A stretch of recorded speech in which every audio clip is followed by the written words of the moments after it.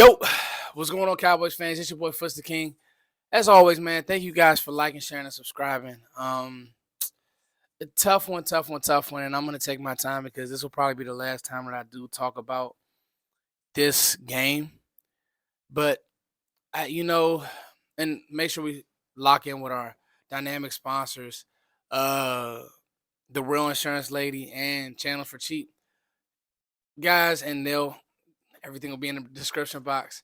Guys, this one is probably the most embarrassing loss that I've been a fan of. There's no way to sugarcoat it. There's no way to talk about it. And like I come on here, I get y'all my all, watch film, do certain things. It just felt like the team and Dan Quinn threw the game. So I'm gonna talk about the defense first. It just felt like he wasn't in it. It looked like he just said, "Oh, we ran man all year. This game I'm just gonna run zone." Just like a very vanilla game plan and just try to throw them off. And Matt LaFleur just honestly toyed with Dan Quinn's defense all game. He was more into it. They were more into it. And from the first drive, we just had no answer defensively. Absolutely no answer defensively. And it was comedy. So much so that not only should Dan Quinn not get a head coaching job, but Dan Quinn also, this is God's honest truth, also shouldn't be back in Dallas. There's things that I've seen over these last 3 years where it's like, if you're playing an OC who's kind of getting under his feet, boo boo. But when if he plays anybody from that Shanahan tree, he just gets out schemed. You knew play action, overs, play action, tight end game. You knew what they were going to do. You knew they were going to chip Micah. You knew what they were going to do. You knew that they were going to over you to death. They literally are carbon copying San Francisco scheme. McVay's scheme, and you had absolutely no answer. None. The one player who couldn't beat you did beat you in Aaron Jones. He's laughing, doing touchdown dances, scored 3 touchdowns, complete embarrassment to that defense. All of them. DeMarcus Lawrence, embarrassing. Micah Parsons, embarrassing. Hankins, somebody I love. I love Jonathan Hankins. But like nobody showed any heart. And it was like they go down on the first drive, nobody showed heart, and then just kept piling on, piling on. All the score doesn't reflect how bad that game was. It was awful. And this was a team who you're gonna say 12-5, and I'll get to the offense and Mike McCarthy in a second. But you'll say 12-5 and the constant winning. But something does have to change. I didn't go to a game this year. I was gonna make an attempt to go to the playoffs. I'm glad I didn't. I'll be honest with you. I love this team. I will always love this team. But this team in this organization has to get serious about winning, not serious about selling tickets. Serious about winning. Jerry Jones running out of time. He's not getting any younger. The whole Bill Belichick and bringing him in, I just don't see that happening. I'll be honest with you. I don't see Bill Belichick wanting to come to the show that is the Cowboys because I don't see Jerry moving himself out the way. And I think that Jerry has done better throughout the years. I just think that, in all honesty, the coaches got out-coached extremely. And so now we got to talk about the offensive side of the ball. We'll go back to defense and how the game got out of control. I started taking notes. Once we went down 14-0 in the pick six, I just said to myself, this team isn't going to win this game. And then after halftime, you couldn't even score. So I just said to myself, this team isn't going to win this game. Aubrey misses an extra point. This team isn't going to win this game. Like, it was just complete pile on. Sam Williams, he gives them 15 yards on the punt return. This team is going to win this game. You got beat by a first-year starter in Jordan Love, who's hitting fadeaway trick shots on your defense. Bland giving cushion, zone. Dan Quinn played man all year. He waits till this game to play zone. Ridiculous. It's laughable. Offensive side of the ball. First drive, Dak and CD just weren't on the same page. Their body language was off. I don't know if the moment was too good or too big. And honestly, there is really nothing to talk about offensively because you couldn't run the ball. Well, I'm not even gonna say you couldn't run the ball. You didn't make an effort to run the ball. All they did was switch up their zone looks. Their blitzes weren't getting home. Their pressure wasn't getting home, and you had no answer. Mike McCarthy running double slant, running quick game. The one that Darnell Savage, who went to Maryland, somebody who I liked, who actually hasn't even been having that great of a year. You go empty. Everybody in the building knew after Dak and CD had their argument. Everybody in the building knew that that ball was going to CD Lamb.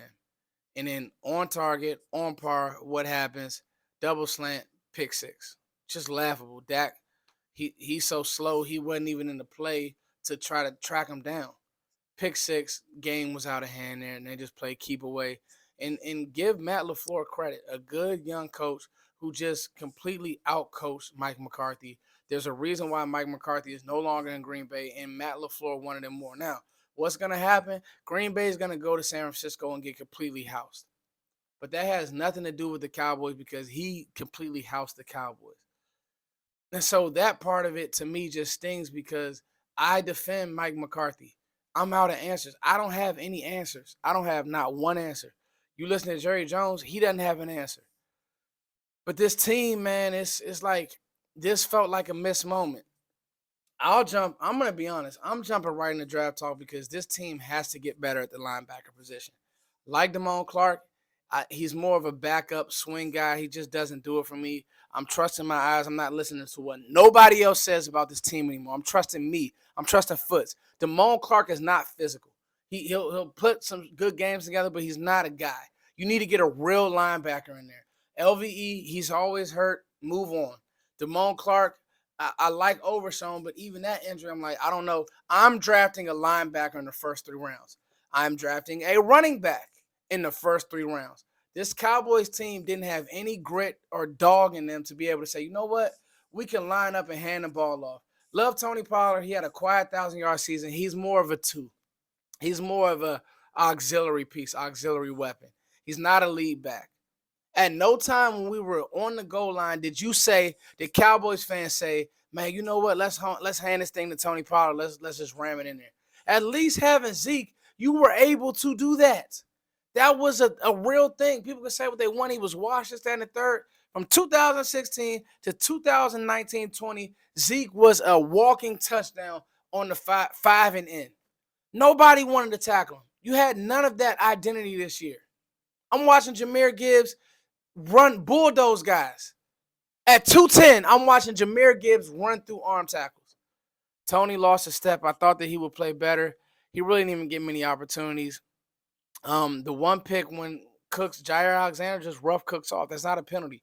I'm not giving Brandon Cooks any. That's not a penalty. It's not a penalty whatsoever. You got roughed off. The Packers wanted him more.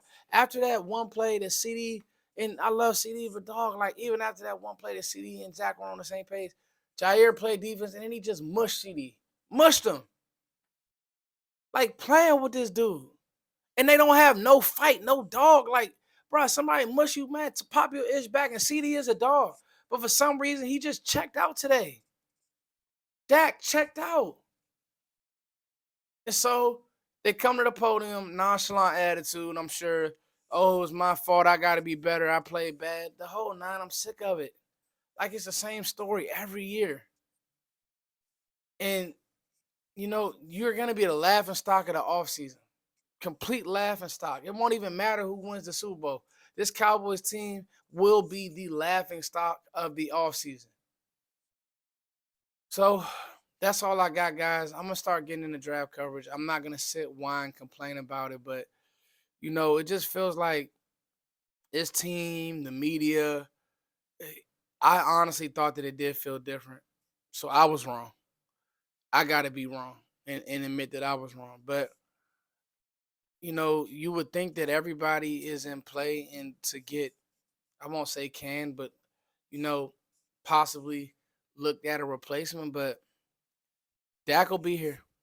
I'm not going to waste time talking about the quarterback position. Dak is going to be your quarterback of the future. So they're not going to make a change there.